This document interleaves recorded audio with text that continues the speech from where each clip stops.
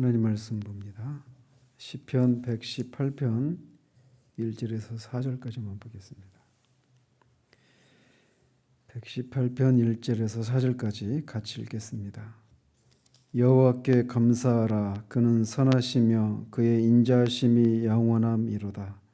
이제 이스라엘은 말하기를 그의 인자하심이 영원하다 할지로다. 이제 아론의 집은 말하기를 그의 인자하심이 영원하다 할지로다.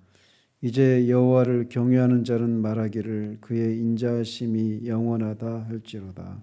아멘.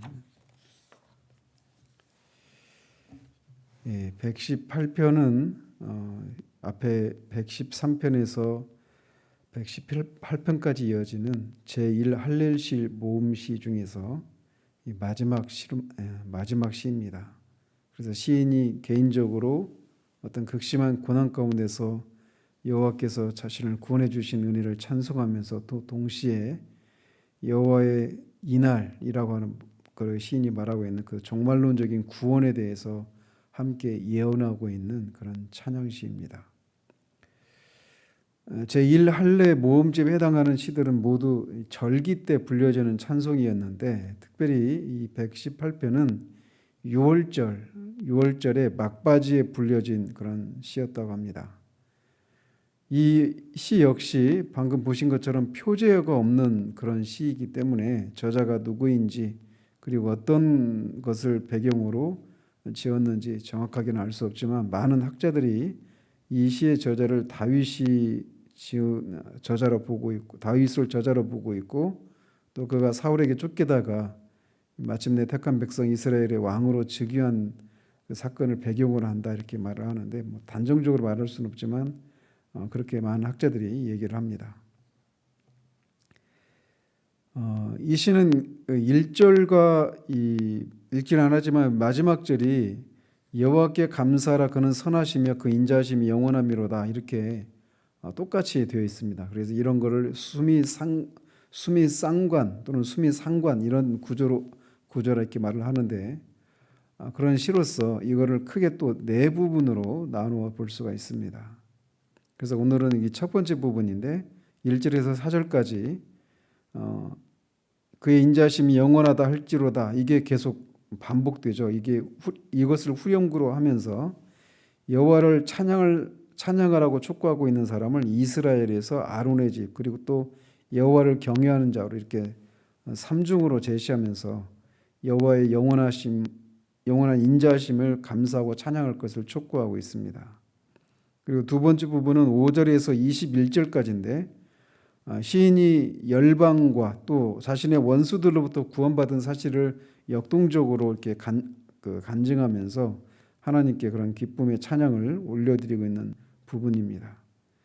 그리고 22절에서 23절까지가 또 세 번째 부분에 해당될 수 있는데 여기는 여호와께서 정하신 이 종말에 대해서 누리게 될 그런 복에 대해서 찬양을 하고 있고 끝으로 28절과 29절에서는 시인 자신이 하나님께 이 찬양을 하겠노라고 결단하고 또 회중을 향해서도 또 역시 이렇게 하나님의 선하심과 인자하심에 대해서 감사와 찬양할 것을 촉구하며 시를 마치고 있습니다. 이런 면에서 볼 때 이 시는 하나님을 경외하는 자들이 체험하고 찬양할 수밖에 없는 하나님의 구원의 은혜를 강조하고 있는 이런 하나님의 구원에 대해서 개인적으로 감사하고 찬양하고 있는 이런 측면과 함께 또 동시에 이 장차 예수 그리스도를 통해서 완성될 종말론적인 구원과 그때 누리게 될 성도들의 복을 예언하고 있는 이 두 부분으로 나눌 수 있다 이렇게 말할 수 있습니다. 그래서 보시면 여호와께 감사하라 그는 선하시며 그의 인자하심이 영원함이로다. 시인은 여호와께 감사라고 촉구하면서 그의 선하심과 인자하심이 영원하기 때문에 그를 찬양하고 감사해야 된다라고 얘기합니다. 이 선하심이라고 하는 말은 좋은, 이익, 번영, 복지 이런 다양하게 번역될 수 있는 그런 단어로서 구약 성경에만 500번이 넘게 그렇게 많이 나오는 단어입니다. 그래서 이것은 피조물을 복되게 하고 좋게 하려고 하는 하나님의 성품을 가리키는 말인데 하나님은 이렇게 선하시기 때문에 우리를 향해서 선하신 뜻을 가지고 계시고 또 우리에게 이로운 일들을 행하시고 우리에게 번영과 복지를 베풀어 주시는 그런 분이다, 이렇게 말을 하고 있는 거예요. 그래서 그것을 한마디로 하나님은 선하시다, 이렇게 얘기를 하고 있는 것이죠. 이렇게 하나님께서는 기본적으로 우리를 향해서 선하신 뜻을 가지고 계시고 또 우리를 이롭게 하시는 그런 선하신 분이십니다. 그런데 우리가 선하다, 하나님이 선하시다라고 말할 때 우리가 흔히 생각하는 것처럼 우리에게 어떤 이익이나 번영, 형통한 상황들, 이런 것들만 선하다, 이렇게 생각하기 쉬운데 그런 것만을 의미하는 게 아닙니다. 하나님이 선하시다라고 말할 때는 우리가 이해할 수 없고 또 우리에게 일어나지 않기를 원하는 어떤 역경과 고난, 환난, 이것마저도 포함되어 있는 개념이라고 하는 것을 잊지 말아야 합니다. 그래서 우리가 벌써 몇 년 됐네요. 하나님 앞에서 울다라고 하는 그 책의 원제가 Disguised Grace라고, 위장된 은혜라고 이렇게 원제가 이렇게 되어 있는데, 하나님께서는 역경을 통해서도 하나님이 우리를 이롭게 하고 복되게 하시는 분이시라고 하는 것, 그 책에서 말하고 있는 것처럼 이 하나님이 선하시다라고 할 때는 우리에게 다가오는 그런 역경마저도 포함된 그런 개념이라고 하는 것을 우리가 기억해야 합니다. 역경마저도 우리가 선하다라고 그렇게 말할 수 있는 것은 그 역경을 통해서 하나님은 우리로 하여금 그 하나님의 뜻을 담지하기에 합당한 사람으로 빚으시고 하나님의 뜻을 행할 수 있는 그런 사람으로 빚어가시기 때문에 그렇게 부르는 겁니다. 그래서 사도 바울도 로마서 8장 28절에서 우리가 알거니와 하나님을 사랑하는 자 곧 그의 뜻대로 부르심을 입은 자들에게는 모든 것이 합력하여 선을 이룬다라고 그렇게 담대하게 외치고 있는 겁니다. 이렇게 말하고 있는 사도는 우리가 알다시피 정말 말할 수 없이 많은 고난을 받았던 하나님의 사도였습니다. 그럼에도 불구하고 그는 이렇게 하나님의 뜻대로 부르심 받은 자들의 모든 것이 합력해서 선을 이룬다라고 하는 것을 그렇게 고백하고 있는 것입니다. 마찬가지로 시인도 사실 목숨을 잃을 수도 있는 그런 열방과 원수들로부터 그런 고난을 받는 것을 통과했지만 이렇게 하나님이 선하시다라고 노래하고 있는 것은 그 고난을 통해서 결국은 하나님께서 자신을 유익하게 하셨다라고 하는 것을 경험했기 때문에 이렇게 말을 하고 있는 겁니다. 그렇기 때문에 우리는 모든 상황에서 우리가 보기에 선하다라고 말하는, 우리가 보기에 좋다라고 말하는 그런 상황뿐만 아니라 모든 상황에서 하나님의 선하심을 믿고 쉽게 원망과 불평을 쏟아내거나 또는 소극적인 방법으로 하나님 앞에서 의무에 대해서 게을리해서는 안 되는 겁니다. 왜? 하나님께서는 결국 선을 이루시기 때문에 그렇습니다. 그렇기 때문에 우리에게 일어나는 모든 일들이 우리를 향하신 하나님의 선하신 뜻 가운데 있음을 기억하고 언제든지 하나님을 사랑하고 하나님 앞에서 이 절대적인 순종의 자세를 견지해야 할 것입니다. 그런 자세를 통해서 하나님은 하나님의 선하신 뜻을 이루어 나가시는 겁니다. 또 시인은 하나님이 선하실 뿐만 아니라 인자하심도 영원하기 때문에 하나님을 찬양해야 한다라고 말을 하고 있습니다. 인자하심은 헤세드라고 하는 단어인데 이 단어는 계속 말씀드렸던 것처럼 언약을 성취하시는 과정에서 나타나는 이 언약 백성을 향한 하나님의 불변하시는 사랑을 가리킵니다. 이스라엘의 역사는 바로 그것을 가리킵니다. 하나님은 이스라엘과 하나님의 백성됨의 언약을 체결하셔서 그들이 하나님의 뜻에 순종하면 하나님이 복을 주시고 그렇지 않을 때 하나님께서 그들에게 이런저런 징계를 내리신다라고 하셨는데 우리가 알다시피 이스라엘의 역사는 끊임없이 이 불순종의 그런 역사였습니다. 그래서 하나님이 이스라엘이 그렇게 불순종의 그런 모습을 보일 때마다 하나님은 공의에 입각해서 언약의 근거에서 하나님 그들을 징계하시고 심판하시지만 결국은 그들을 또 그 안에서 또 남은 자들을 통해서 또 하나님의 뜻을 이루어 가시는, 그들을 그렇게 끝까지 그들 사랑하시고 그 언약에 근거한 사랑을 베푸시는 그런 하나님으로 계시해 주셨는데, 하나님이 바로 그런 하나님이시라고 하는 것을 시인이 고백하고 있는 겁니다.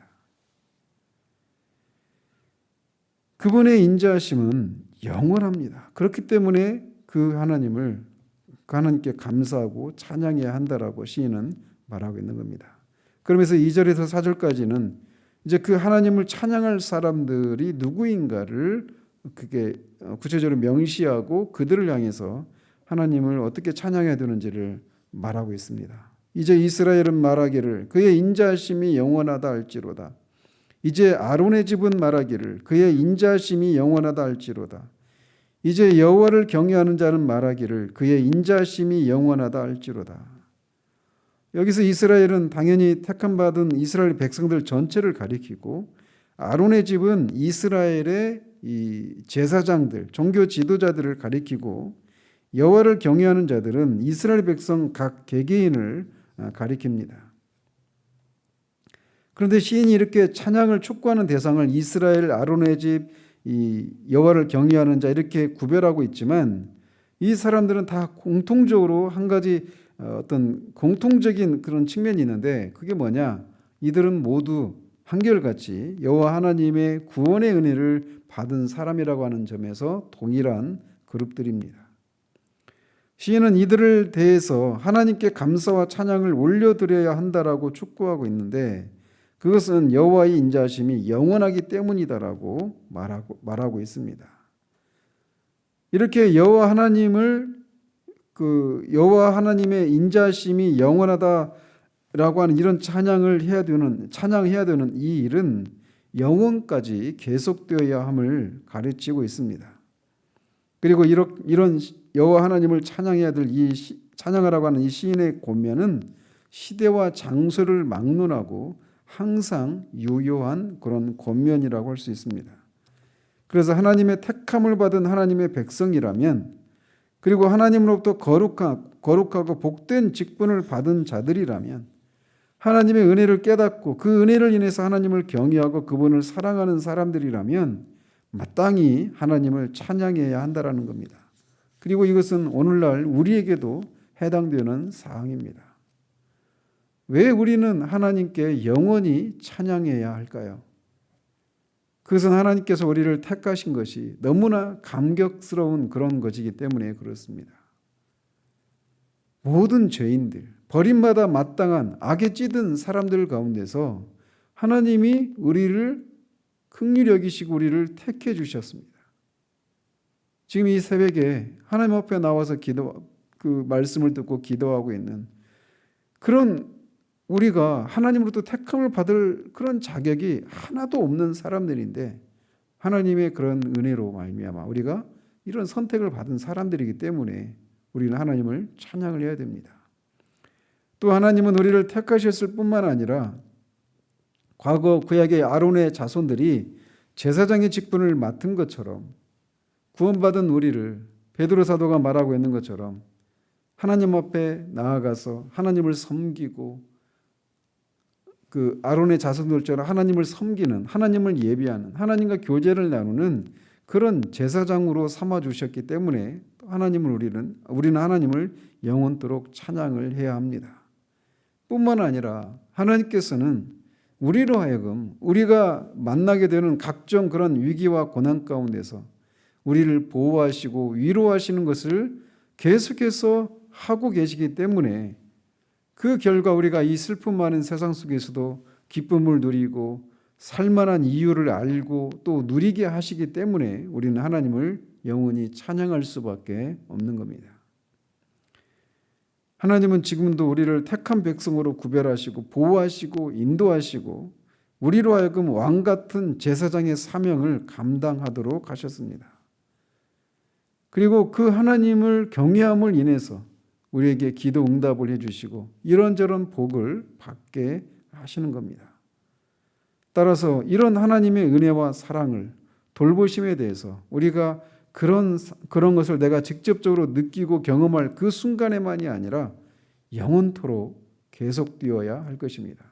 그것을 우리가 감각하지 못하는 그런 때라 하더라도 하나님은 선하시기 때문에 우리가 그런 하나님의 선하시다라고 말할 수 없는, 그것을 직접적으로 느끼지 못하고 감각하지 못하는 그런 순간에라도 하나님은 여전히 그 우리를 향하신 하나님의 선하심은 변함이 없기 때문에 우리가 모든 상황 가운데서 하나님께 감사와 찬양을 올려야 하는 것입니다. 우리들이 이런 하나님 앞에 택함을 받은 자요, 거룩한 직분을 감당하고 지속적으로 그분의 사랑을 힘입어 사랑하는 자라고 하는 것을 우리가 기억하고, 그렇기 때문에 그분을 향한 우리의 찬양도 끊임없이 계속되어야 함을 이 아침에도 다시 우리가 기억하고 기도 가운데 그런 하나님을 또 만나고 우리 하나님을 향한 그런 찬양이 계속 되어줄 수 있는 그런 은혜가 공급되어지는 그런 은혜가 있기를 바랍니다. 기도하겠습니다. 하나님 아버지, 여호와의 선하심과 인자하심이 영원하기 때문에 택함을 받은 이스라엘과 하나님을 섬기도록 특별히 구별된 제사장들, 그리고 여호와의 구원을 경험한 여호와를 경외하는 모든 사람들이 여호와 하나님을 영원토록 하나님의 인자하심이 영원할지로다라고 하는 이런 찬양을 계속해야 될 것을 촉구하고 있는 내용을 살폈습니다. 그렇습니다. 하나님, 우리가 하나님으로부터 택함을 받은 것이 전적으로 하나님의 은혜임을 고백합니다. 삶을 살아가면 살아갈수록 우리 안에서 정말 하나님 앞에 합당하지 못한 그런 모습들을 정말 많이 보게 됩니다. 그럼에도 불구하고 우리가 하나님의 택하심을 받고 택하심을 받을 뿐만 아니라 하나님을 섬길 수 있는 왕같은 제사장으로 삼아주시고, 우리가 이 땅을 지나면서 겪게 되는 다양한 삶의 위기 가운데서 하나님의 도우심을 구할 때 하나님이 우리를 건지시고 보호하시고 우리의 삶을 인도하시는 것을 통해 하나님의 선하심을, 하나님의 인자하심을 드러내 주시는 그런 은혜를 받은 사람들이 우리들임을 주님 앞에 고백을 드립니다. 그런 우리가 하나님 앞에 마땅히 해야 될 일, 그것은 하나님을 영원히 찬양하는 것임을 이 아침에도 다시금 생각합니다. 아버지 하나님, 다시금 우리 안에서 우리 끊어진 비파와 수금이 다시금 그 주를 새롭게 교체하고 하나님 앞에 정말 새 노래로 찬양할 수 있는 이 아침이 될 수 있도록 기도 가운데 우리를 만나 주시기를 소원합니다. 예수 그리스도의 이름으로 기도합니다. 아멘.